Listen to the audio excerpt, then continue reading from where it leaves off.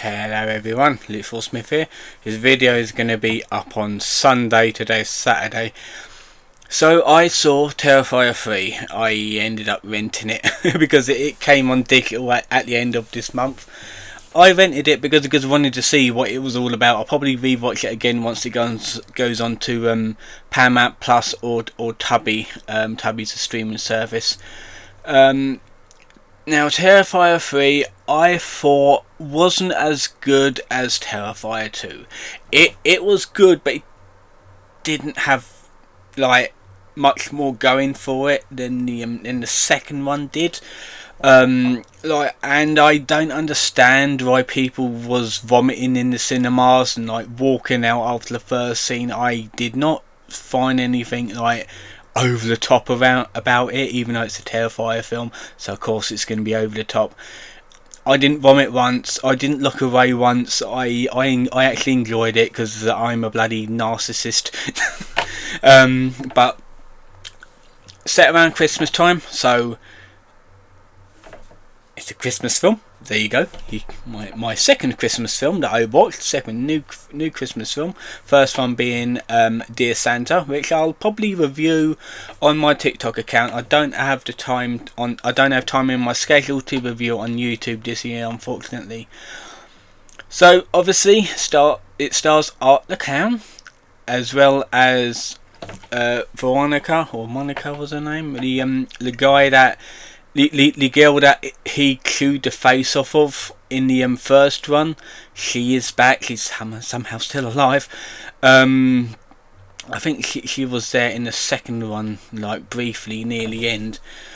So this is at Christmas time. It is 5 years after the events of the second film, even though some of it was set in like flashbacks at the end, like after how Art basically came back to life, so it like fills in the gaps. So Selena's been in a psychiatric hospital for what I'm assuming is 5 years, trying to recover from the trauma that happened in the second film. Jonathan's still in it as well, and Selena has to live with her relatives, her aunt and uncle and cousin. And it turns out, obviously, I'm going to put spoilers in the title so you know, but it's been out for like since October, I believe. So hopefully a lot of people's watching it. And she has to try and like recover at her relative's house because she was able to go home. Jonathan's at college. He's basically put it all behind him, and he's just too bloody nutters. His dorm roommates, one of them is like fascinated with the story, like won't stop talking about it. She's a podcaster, which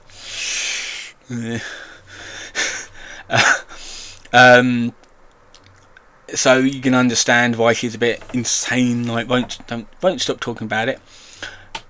So that's basically how it is. Now Selena's cousin is a bit nosy, not gonna lie, trying to get into stuff. Later finds out about Art the Clown and the sword. There is some interesting flashback scenes in it, some as I didn't understand, but I later found out more about it with Selena and her father, because it turns out that her father was the one who created, like he was like a comic book designer, and he created like a female superhero for Selena when she was a child, and like made the actual artwork of the sword, which turns out to be the same sword being used in the film, like and the same like a superhero outfit that she wore in the second film, which is nice. Good bit of lore.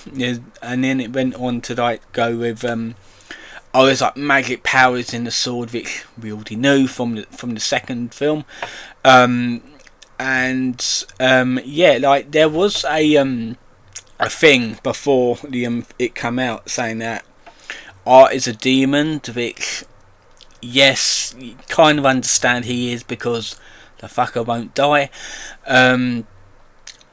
So in this one, there was a bit where Selena has like a dream or like a flashback scene where she's in hell, and there's this like demons hammering something, like making the armor that Selena wore. And like people are saying, "Oh, is that going to be Art the Clown?" The only problem is like it was only like for like 30 seconds, so you don't really get much what's going on. You have to like interpret it for yourself. But other than that, it was good. It was a decent storyline, but not as good as the second one. I thought the second one is the best one so far. I know they're making a fourth one. That is actually in the works at the minute. What they're saying. The actual kill scenes. To be fair, yes, there were some unique ones, including the chainsaw scene in it, which everyone's raving of. Yes, that was a bit much. That was kind of like reminiscent to the hacksaw scene. One of the bits to it for the hacksaw scene in the first one, but like a different gender. And yeah, that was a bit of a rough watch, but I actually was watching that one from start to finish and not looking away, unlike the Human Centipede 3 film, which I had to look away when they castrated that bloke. I didn't want to watch that. But yeah, there were some unique kills in it, some like really graphic runs, like for example like the first sequence.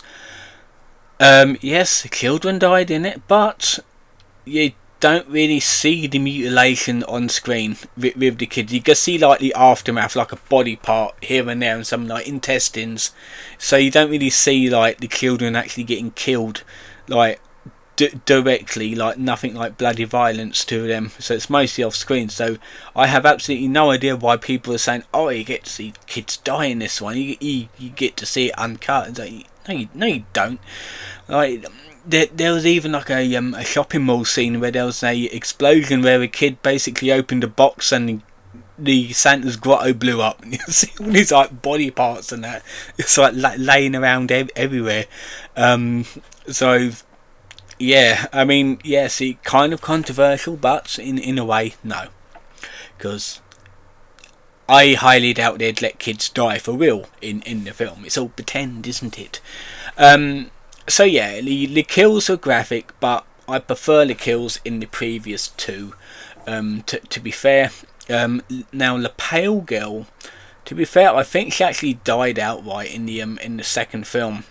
She wasn't even in the in this one. However, they did like have Veronica basically look like Art the Clown at one point, so I suppose that was a bit of a homage to it.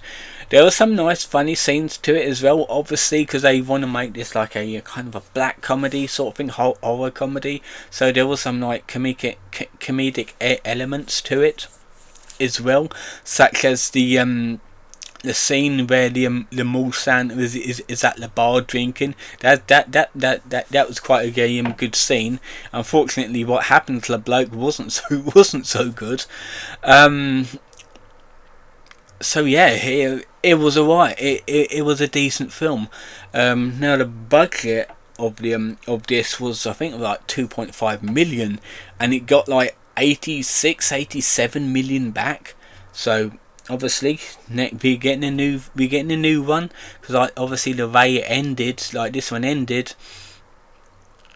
there needs to be a fourth one, probably a fifth one, maybe a sixth one. We don't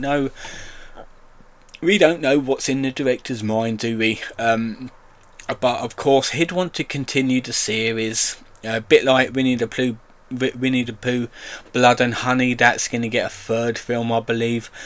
So yeah, it's going to be a interesting one if a fourth one, because it kind of left on a cliffhanger. So yeah, if you want to watch it, it's still in the cinema, I believe, or in the theatre, wherever you're from. It is available for digital release. at the minute. It's on YouTube, it is on Amazon Prime, it is on I think it's on something else as well. It's also on the Google Player. However, that doesn't work anymore. It basically tells you to watch it on YouTube anyway. But I suppose if you wait a month or so, like a couple of months, it'll probably might be on Paramount Plus, where the first 2 films are on. So yeah, I just wanted to watch it because I wanted to watch it as soon as it came on digital media.